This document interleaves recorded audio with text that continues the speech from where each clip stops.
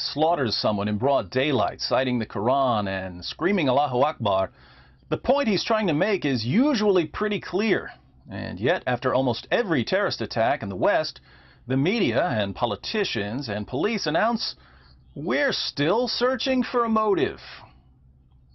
Anyone seen a motive lying around in all these strewn body parts? Earlier this week, after two jihadists butchered a British soldier named Lee Rigby on a London street while screaming Allahu Akbar, one of them wanted to make sure his motive couldn't be missed, not even by the media and politicians and police. So he stopped to clarify things for us. Yeah. The only reason we have killed this man today is because Muslims are dying daily by British soldiers, and this British soldier is one. So British soldiers are killing Muslims in Muslim lands. What does this have to do with killing Lee Rigby?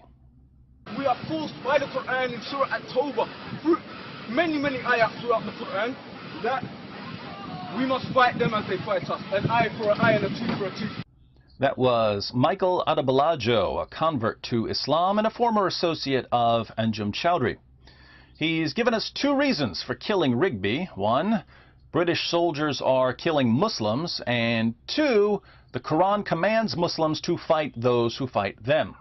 Now, his first claim is obviously correct. British soldiers are fighting at least some people who believe in Islam. But not everyone agrees with his second claim, that the Quran commands Muslims to fight those who fight them.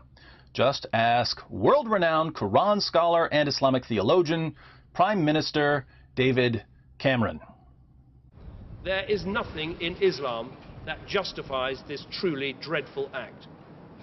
Well, I can think of something in Islam that would justify the attack. It's called the Quran. In the clip we saw, Adebolajo refers specifically to Surah At-Tawbah, that's chapter 9 of the Quran, which is filled with commands to fight unbelievers. Surah 9, verse 29, fight those who do not believe in Allah. Surah 9, verse 73, O Prophet, strive hard against the unbelievers and the hypocrites and be unyielding to them. Surah 9, verse 111, surely Allah has bought of the believers their persons and their property for this, that they shall have the garden. They fight in Allah's way, so they slay and are slain. Believers, i.e. Muslims, fight in Allah's way, so they slay and are slain. What did Adebolajo do? He killed someone and then got shot by police. But I'm sure it had nothing to do with the Quran explicitly commanding him to kill and get killed in the very chapter he cited as his reason for killing and waiting around for police to show up and shoot him. I invite everyone to read chapter 9 of the Quran, the last major chapter that Muhammad delivered to his followers. It's basically one long call to jihad and one long condemnation of Muslims who refuse to fight unbelievers. Surah 9, verses 81 and 94 to 95 even say that Muslims who make excuses for refusing to fight the unbelievers will burn in hell, which is probably why Adebolajo said that the Quran forces him to kill.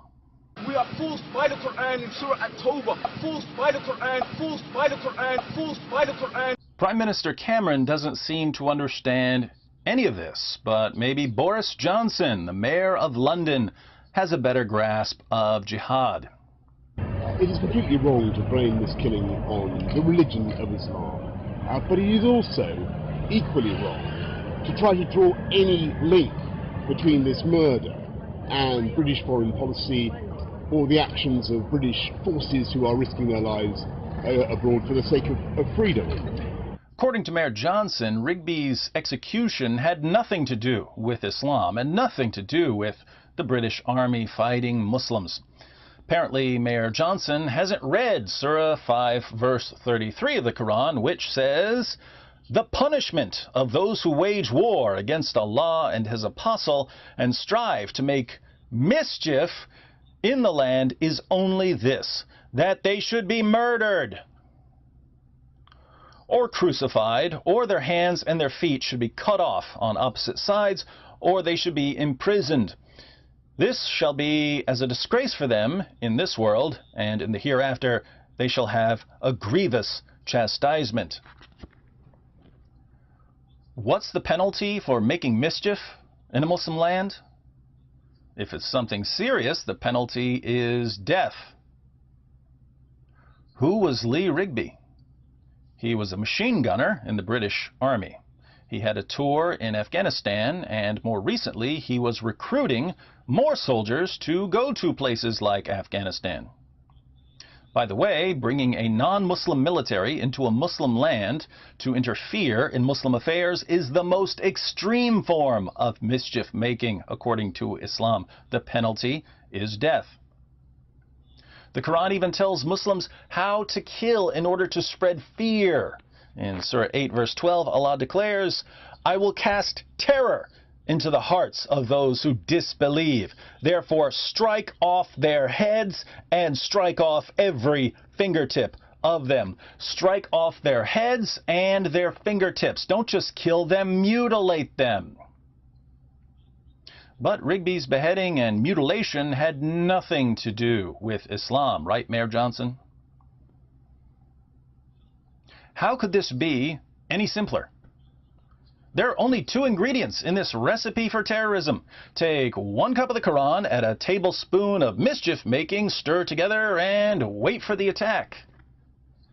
So, Mayor Johnson, saying that the teachings of Islam and British soldiers fighting in Afghanistan have nothing to do with the massacre of Lee Rigby is like saying that flour and sugar had nothing to do with the biscuits you were probably munching on for your afternoon tea while Rigby was being slaughtered like an animal in the city that elected you mayor. The fault lies wholly and exclusively in the warped and deluded mindset of the people who did it. Yeah, you and Mr. Cameron are the authorities on deluded mindsets. Do you guys have any strategy at all for dealing with terrorism in the UK? We will never give in to terror or terrorism in any of its forms. You'll never give in to terror? You already have, Mr. Cameron. The moment you decided to protect an ideology that calls for the annihilation of your civilization and the violent subjugation of your citizens, you gave in to terror. Now, if you want to protect Muslims who had nothing to do with the attack, that's one thing. That is part of your job description, and I'd be happy to help you protect individuals who don't support jihad, Muslim or non-Muslim. But you're protecting an ideology, one that commands its adherents, whether they know it or not, to brutally murder people like Lee Rigby. Instead of using your position to promote open discussion of this ideology, you use it to tell millions of people that anyone who obeys the Quran's clear commands to kill has somehow betrayed the religion that ordered him to kill. This was not just an attack on Britain and on the British way of life. It was also a betrayal of Islam, a betrayal of Islam, a betrayal of Islam, a betrayal of Islam. There's definitely a betrayal here, Prime Minister Cameron. But it's not a betrayal of Islam.